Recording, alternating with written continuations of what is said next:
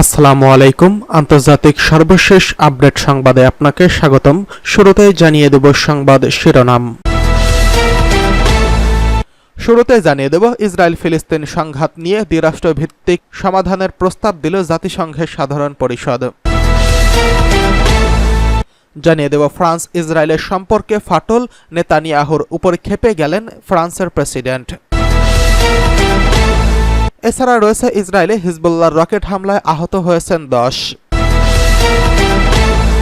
সর্বশেষ জানিয়ে দেব মার্কিন ডলার এক বিপজ্জনক মুদ্রা, বিশ্ব অর্থনীতিতে ডলারের কর্তৃত্ব বিলোপেই রয়েছে বৈশ্বিক মুক্তি। এতক্ষণ শুনছিলেন সংবাদ শিরোনাম, এবারে বিস্তারিত।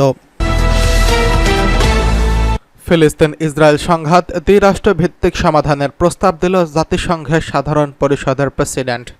গাজায় ইসরায়েলি হামলায় বর্ষপূর্তি আজ 2023 সালের 7 অক্টোবর থেকে উপত্যকায় নরকীয় তাণ্ডব শুরু করে ইসরায়েলি বাহিনী। সেই থেকে আজও চলতে থাকা এই তাণ্ডবে গাজায় 41,000-এরও বেশি মানুষ নিহত হয়েছেন। ইসরায়েলের এই হামলায় বর্ষপূর্তিতে ফিলিস্তিনের দ্বিরাষ্ট্রভিত্তিক সমাধানের কথা বলছেন জাতিসংঘের সাধারণ পরিষদের 79তম অধিবেশনের প্রেসিডেন্ট। রোববার 6 অক্টোবর বর্ষপূর্তি উপলক্ষে এক বিবৃতিতে এই আহ্বান জানান। বিবৃতির মাধ্যমে তিনি বলেন, ফিলিস্তিনের স্বাধীনতাকামীদের সংগঠন হামাস ইসরায়েলের মধ্যপ্রাচ্যের হামলার মাধ্যমে শুরু হওয়া নৃশংসতার 1 বছর পূর্তি হয়েছে আজ। এর ফলে দীর্ঘ সময় ধরে মধ্যপ্রাচ্যে মৃত্যু, ধ্বংস এবং বাস্তুচ্যুতের সাক্ষী হয়ে আসছেন। প্রেসিডেন্ট বলেন, আমি আবারও বলছি যে মানুষের দুর্ভোগের অবসান হওয়া উচিত এবং এটি এখনই শেষ হওয়া উচিত। আমাদের অবিলম্বে যুদ্ধবিরতি এবং সমস্ত জিম্মির অবিলম্বে এবং নিঃশর্ত মুক্তির দাবি জানাই। এই অঞ্চলে সংঘাতের কূটনৈতিক সমাধান খোঁজার লক্ষ্যে সংলাপে ফিরে আসা দরকার। তিনি বলেন, সামরিকভাবে কোনো টেকসই শান্তি অর্জিত হবে না। জাতিসংঘের সনদ, আন্তর্জাতিক আইন এবং জাতিসংঘের প্রাসঙ্গিক রেজুলেশনের উপর ভিত্তি করে শুধুমাত্র একটি দ্বিরাষ্ট্র সমাধান ইসরায়েল এবং ফিলিস্তিনের উভয়ের জন্য, প্রকৃতপক্ষে বাকি অঞ্চলের জন্য স্থায়ী শান্তি ও নিরাপত্তার নিশ্চয়তা দিতে পারে। তিনি আরও বলেন, আমি ইসরায়েল, হামাস ও হিজবুল্লাহ সহ সকল পক্ষকে আন্তর্জাতিক মানবিক আইন সহ আন্তর্জাতিক আইনের অধীনে তাদের বাধ্যবাধকতা মেনে চলার আহ্বান জানাই। আমি অবিলম্বে বেসামরিক নাগরিকদের সুরক্ষা এবং অত্যাধিক প্রয়োজনীয় মানবিক সহায়তা নিরবিচ্ছিন্ন অ্যাক্সেসের আহ্বান জানাচ্ছি। গাজায় ইসরায়েলি বাহিনীর যে বর্বরতা তার সূত্রপাত হয়েছিল গত বছরের এই দিনে। আকস্মিকভাবে ইসরায়েল এই দিন হামলা শুরু করে ফিলিস্তিনের স্বাধীনতাকামী সংগঠন হামাস। সেদিন সশস্ত্র গোষ্ঠীর যোদ্ধারা প্রায় 1200 ইসরায়েলিকে হত্যা করে এবং 250 শতাধিক ব্যক্তিকে জিম্মি করে। এর জবাবে হামাসকে সম্পূর্ণ নির্মূলের প্রতিশ্রুতি নিয়ে গাজায় নির্বিচারে হামলা শুরু করে তেল আবিব। তারা এমন প্রতিক্রিয়ার কথা জানায় যাতে হামাস তাদের কোনো হুমকি সৃষ্টি করতে না পারে এবং ইসরায়েল যেন তাদের সব জিম্মিকে মুক্তি করে আনতে পারে। ওই হামলার পর প্রতিক্রিয়ায় নির্বিচার বিমান হামলা এবং স্থল অভিযান চালিয়ে গাজা উপত্যকাকে যেন মাটির সঙ্গে মিশিয়ে দিয়েছে ইসরায়েল। এ পর্যন্ত 41,000-এরও বেশি ফিলিস্তিনিকে হত্যা করেছে তারা, যাদের বেশিরভাগই রয়েছে নারী ও শিশু। এবার ফ্রান্স ইসরায়েলের কঠোর বিরোধ, প্রেসিডেন্টের উপর ক্ষেপে গেল নেতানিয়াহু।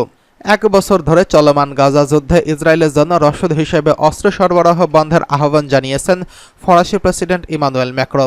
সম্প্রতি ফ্রান্স ইন্টারে দেওয়া এক সাক্ষাৎকারে তিনি এই আহ্বান জানিয়েছেন।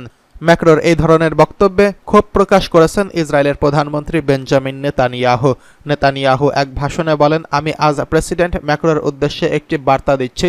ইসরায়েল এখন 7টি ফ্রন্টে শত্রুদের বিরুদ্ধে আত্মরক্ষার জন্য যুদ্ধ করছে। আমরা গাজায় হামাসের বিরুদ্ধে লড়াই করছি, যারা 7 অক্টোবর আমাদের জনগণকে নির্মমভাবে হত্যা করেছে, ধর্ষণ করছে, শিরোচ্ছেদ করছে এবং পুড়িয়ে দিয়েছে। আমরা লেবাননের হিজবুল্লাহর বিরুদ্ধে লড়াই করছি, যেটি বিশ্বের সবচেয়ে ভারী অস্ত্রধারী সন্ত্রাসী সংগঠন, যারা আমাদের উত্তর সীমান্তে 7 অক্টোবর থেকে বড় হত্যাকাণ্ডের পরিকল্পনা করছিল এবং প্রায় 1 বছর ধরে ইসরায়েলের শহরগুলোতে রকেট হামলা চালাচ্ছে। আমরা ইয়েমেনের হুতি এবং ইরাক ও সিরিয়ার শিয়া মিলিশিয়াদের বিরুদ্ধে লড়াই করছি, যারা একত্রে ইসরায়েলের বিরুদ্ধে শত শত ড্রোন ও ক্ষেপণাস্ত্র হামলা চালিয়েছে। আমরা জুদিয়া এবং সামারিয়ায় সন্ত্রাসীদের বিরুদ্ধে লড়াই করছি, যারা আমাদের শহরের মাঝখানে বেসামরিক মানুষদের হত্যার চেষ্টা করছে। একই সঙ্গে আমরা ইরানের বিরুদ্ধেও লড়াই করছি, যারা গেল সপ্তাহে ইসরায়েলের দিকে 200টিরও বেশি ব্যালিস্টিক ক্ষেপণাস্ত্র ছুড়ছে এবং এই 7টি ফ্রন্টে ইসরায়েলের বিরুদ্ধে কলকাঠি নাড়ছে। তিনি আরও বলেন, ইসরায়েল যখন ইরানের নেতৃত্বাধীন বর্বর শক্তির বিরুদ্ধে লড়াই করছে তখন সব সভ্য দেশকে ইসরায়েলের পাশে দৃঢ়ভাবে দাঁড়ানোর উচিত। কিন্তু প্রেসিডেন্ট ম্যাক্রো এবং অন্যান্য পশ্চিমা নেতারা এখন ইসরায়েলের বিরুদ্ধে অস্ত্র নিষেধাজ্ঞার আহ্বান জানাচ্ছেন। তাদের জন্য লজ্জা। ইরান কি হিজবুল্লাহ, হুতি, হামাস এবং তাদের অন্যান্য দোসরদের বিরুদ্ধে অস্ত্র নিষেধাজ্ঞা আরোপ করেছে? অবশ্যই না। এই সন্ত্রাসের জোট একসঙ্গে কাজ করছে। নেতানিয়াহুর দাবি, যারা এই সন্ত্রাসের জোটের বিরোধিতা করার দাবি করছে তারাই ইসরায়েলের বিরুদ্ধে অস্ত্র নিষেধাজ্ঞার আহ্বান জানাচ্ছে। কত বড় লজ্জার ব্যাপার! ইসরায়েল তাদের সমর্থন ছাড়াই জয়লাভ করবে, কিন্তু তাদের লজ্জা যুদ্ধ শেষ হওয়ার পরেও থেকে যাবে, কারণ নিজেদের এই বর্বরতার বিরুদ্ধে রক্ষা করার মাধ্যমে ইসরায়েল সভ্যতাকে রক্ষা করছে। তাদের বিরুদ্ধে যারা আমাদের সবার উপর এই অন্ধকার যুগের উগ্রবাদ চাপিয়ে দিতে চায়, নিশ্চিত থাকুন নিরাপত্তা ও বিশ্ব শান্তির জন্য ইসরায়েল লড়াই চালিয়ে যাবে, ঠিক ততক্ষণ যতক্ষণ না পর্যন্ত আমরা বিজয়ী হব। এদিকে ইসরায়েলের হিজবুল্লাহ রকেট হামলায় আহত 10। ইসরায়েলের হাইফা শহরে লেবাননে সশস্ত্র বাহিনী হিজবুল্লাহ রকেট হামলা চালিয়েছে। এতে 10 জন আহত হয়েছেন, দেশটির পুলিশ জানিয়েছে। আজ সোমবার ভোরে এই হামলা চালানো হয়েছে। হিজবুল্লাহ জানিয়েছে, হাইফায় ইসরায়েলি সামরিক ঘাঁটি লক্ষ্য করে ফাদি-1 ক্ষেপণাস্ত্র ছোড়ে তাদের যোদ্ধারা এবং 2টি ক্ষেপণাস্ত্র ইসরায়েলের শহরটিতে আঘাত হেনেছে এবং 5টি ক্ষেপণাস্ত্র তাইবেরিস থেকে 65 কিলোমিটার দূরে গিয়ে আঘাত হেনেছে। ইসরায়েল জানিয়েছে, ক্ষেপণাস্ত্র হামলায় কিছু ভবন ক্ষতিগ্রস্ত হয়েছে। এছাড়া যারা আহত হয়েছেন তাদের স্থানীয় একটি হাসপাতালে নেওয়া হয়েছে। নজরদারি ক্যামেরায় হাইফাতে চালানো হিজবুল্লাহ রকেট হামলার ভিডিও করা হয়। মার্কিন ডলার একটি বিপজ্জনক মুদ্রা। বিশ্ব অর্থনীতিতে ডলারের কর্তৃত্ব বিলোপী রয়েছে বৈশ্বিক মুক্তি। ইসলামী ইরানের পররাষ্ট্রমন্ত্রী বলছেন, মার্কিন সরকার দেশটির মুদ্রা ডলারের উপর নির্ভরশীলতাকে অস্ত্র হিসেবে ব্যবহার করছে। তাই ডলার মুক্ত অর্থনীতি প্রতিষ্ঠা করতে প্রায় সব দেশ, বিশেষ করে মুক্তিকামী জাতিগুলোর দাবি। গত কয়েকদিন আগে ইরানের পররাষ্ট্রমন্ত্রী সৈয়দ আব্বাস আরাকচি নিউ ইয়র্কে ব্রিক্স জোটের এক বৈঠকে বলেছেন, দুর্ভাগ্যজনকভাবে বর্তমান বিশ্বে অর্থনৈতিক কাঠামো ভয়ানকভাবে এমন একটি শক্তির হাতের মুঠোয় রয়েছে যে তারা এই কাঠামোকে প্রতিদ্বন্দ্বী হিসেবে এর বিরুদ্ধে অস্ত্র হিসেবে ব্যবহার করছেন। ওই বৈঠকে আরাকচি জোর দিয়ে বলেছেন যে ডলারের উপর দেশগুলোর নির্ভরতার বিষয়কে শোষণের মাধ্যমে ব্যবহার করছে মার্কিন সরকার। এছাড়া ব্যাংকিং সীমাবদ্ধতা, আন্তর্জাতিক অর্থনৈতিক প্রতিষ্ঠানগুলোর সিদ্ধান্ত গ্রহণ প্রক্রিয়ায় বৈষম্য, অন্যান্যদের মতামত তথা বেশিরভাগের মতামতকে উপেক্ষা করা এবং এই ধরনের আরও অনেক বিষয়কে অস্ত্র হিসেবে ব্যবহার করছে মার্কিন সরকার।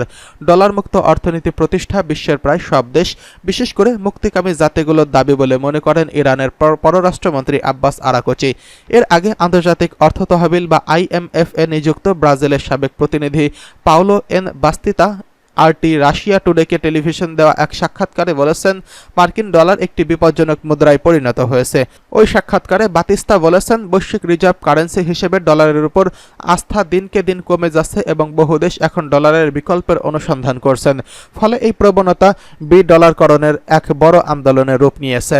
একই প্রসঙ্গে ইরানের সংসদের শিল্প ও খনিজ বিষয়ক কমিশন এবং কমিটি সদস্য আলী হাদ্দাদি মনে করেন, যদি সাংহাই সহযোগিতা সংস্থা এবং ব্রিক্স জোটের সদস্য দেশগুলো ডলার কেন্দ্রিক কার্যকর করতে থাকে তাহলে মার্কিন সরকারের এক আধিপত্য বাধাগ্রস্ত হবে এবং ডলারের ভূমিকা ম্লান হয়ে আসায় এসব দেশের শক্তি জোরদার হবে। উল্লেখ্য, ইরানের সর্বোচ্চ নেতা আয়াতুল্লাহ উজমা খামেনি ডলার কেন্দ্রিক করার উপর জোর দিয়েছেন। এছাড়া পশ্চিমা মিডিয়াগুলো বিশ্ব অর্থনীতিতে ডলারের প্রভাব ক্রমেই ম্লান হয়ে যাচ্ছে বলে উল্লেখ করেছেন এবং আন্তর্জাতিক লেনদেনে বিশ্বের দেশের নিজস্ব মুদ্রা বিনিময়ের মাত্রা খুব দ্রুত গতিতে বাড়ছে। এই প্রসঙ্গে CNBCর ওয়েবসাইটে প্রকাশিত এক রিপোর্টে বলা হয়েছে, বৈশ্বিক মার্কিন মুদ্রা থেকে বাদ দেওয়ার আহ্বান ক্রমেই জোরদার হচ্ছে। দিনকে দিন ব্রাজিল থেকে শুরু করে দক্ষিণ পূর্ব এশিয়ার অনেক দেশ মার্কিন মুদ্রা ডলার বাদ দিয়েই বাণিজ্য করতে চাচ্ছে।